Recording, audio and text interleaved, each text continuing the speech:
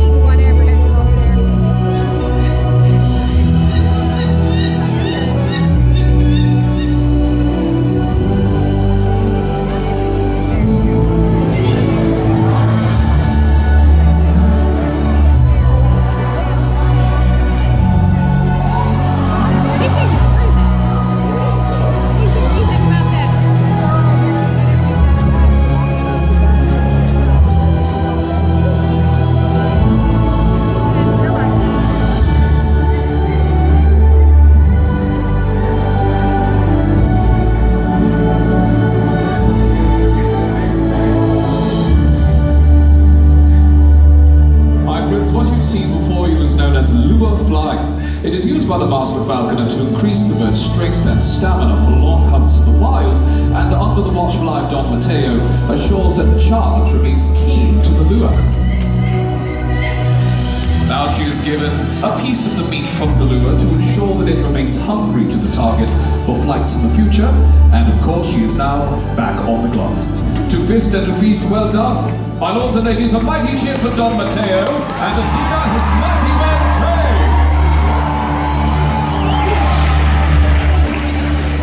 Tis skillfully done, my lord. Upon the arrival of my guests, we shall visit the mews and choose some of your finest birds for a hunt.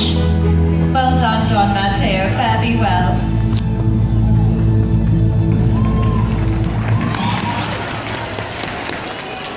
Now, my friends, in the Middle Ages, there were two ways a man could attain the rank of knighthood.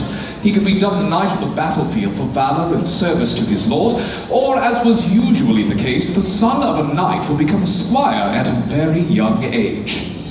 He was expected to perform any chore assigned to him, just teaching him the importance of humility and service, qualities of a true knight. Later, he would go through rigorous training. He learned the art of horsemanship and mastered weaponry. Ideally, a young squire would learn to read and write and be educated in business affairs, since he would be expected to administer lands held by the king once he had achieved his rank. His education included instruction in the arts as well. Music, dancing, poetry, and courtly manners were all part of a young man's training.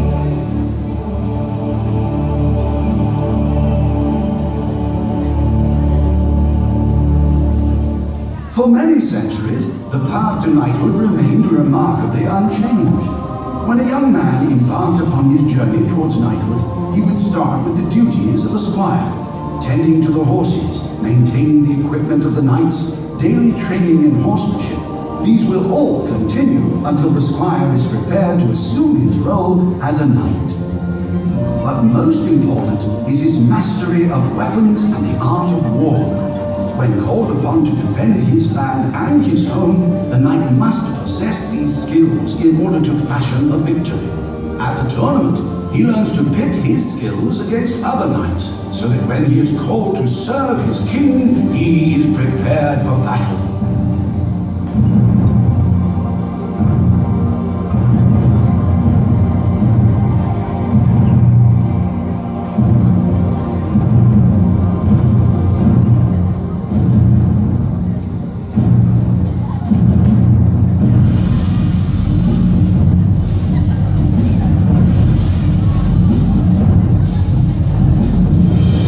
Training played an important role in the creation of a knight.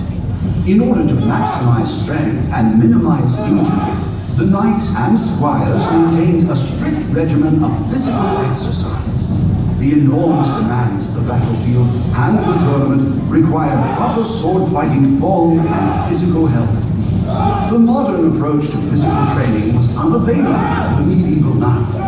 In the absence of weight training, fitness counseling, or many times even a nutritious diet, the knight forged his own way when it came to fitness. Years of training and fearlessness in the midst of the fight carried the day, and in the end, they were rewarded with rank and title.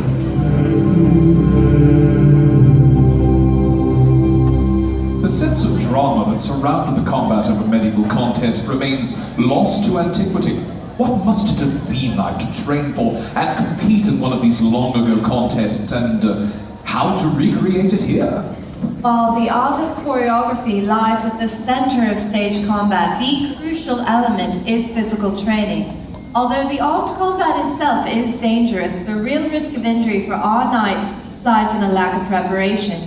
Even with daily training, a knight here in His Majesty's castle will wait 6 months to a year before performing a fight in the grand arena. Yes, the weapons are real. Used centuries ago against opponents wearing suits of armor, their weight for use in our tournament is much reduced. They are made of lightweight yet durable titanium, and they remain both lethal and dangerous. Lord Marshal. Thank you, Your Majesty.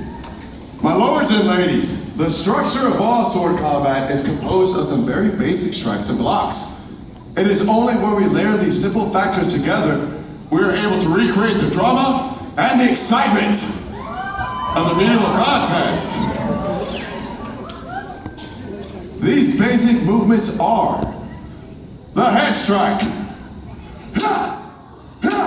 the leg strike,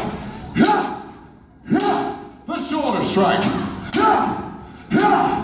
As you can see, each strike is aimed at a specific part of my opponent's body and is answered with a blocking movement. A variety of other attack and defense maneuvers follow. We have the jab, the chop, the cut, the disarm, and of course, the kill.